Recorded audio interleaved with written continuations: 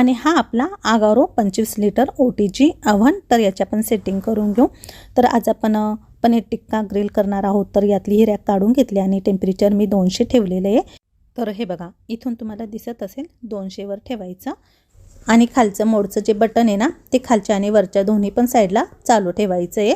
आणि शेवटचं टायमिंगचं बटन 10 मिनिटाचा टायमिंग यामध्ये मी लावला. हाय हॅलो सर्वांना, गुड इव्हिनिंग, शुभ संध्याकाळ. चला, संध्याकाळ झालेली आहे. आज मी ना छान मस्त पनीर टिक्का बनवते. तर बॅटर तयार करून मी फ्रीजमध्ये ठेवलंय अर्ध्या तासासाठी. तसं तर 1-1.5 तास ठेवलं तरी चालतं, पण इतका वेळ नाही म्हणून अर्धा तास ठेवलंय.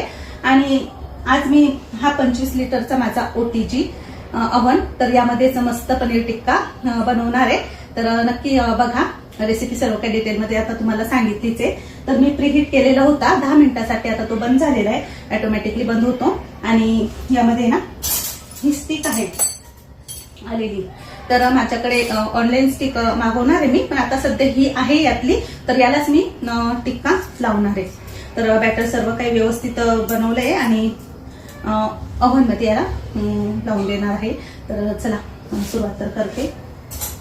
ओव्हन इथे मी 10 मिनिटासाठी प्रीहीट करून घेतला आधी. नंतर आता फ्रीजमधला बाउल बाहेर काढला आणि जी स्टिक आलेली आहे ना ओव्हनमध्ये, तर त्यालाच आता मी सेटिंग करते. त्याचे स्क्रू आहे ना थोडेसे कडेचे टाईट करून घ्यायचे.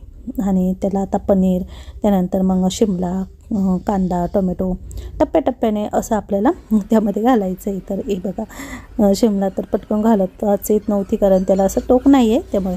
पण मी व्यवस्थित असं सर्व काही त्यात घातलं आणि ओव्हनमध्ये आता त्याला सेट करून देते. तर इथे ना ती स्टिक लावायला जागा पण दिलेली. हुक आधी त्यामध्ये अटकवायची आणि इकडच्या होलामध्ये दुसरी साईड घालायची. आता ओव्हन बंद केल्यानंतर आपल्याला खाली पुन्हा याचा टायमिंग लावायचा आहे. 15 मिनिटाचा मी टायमिंग लावलेला आहे आत्ता.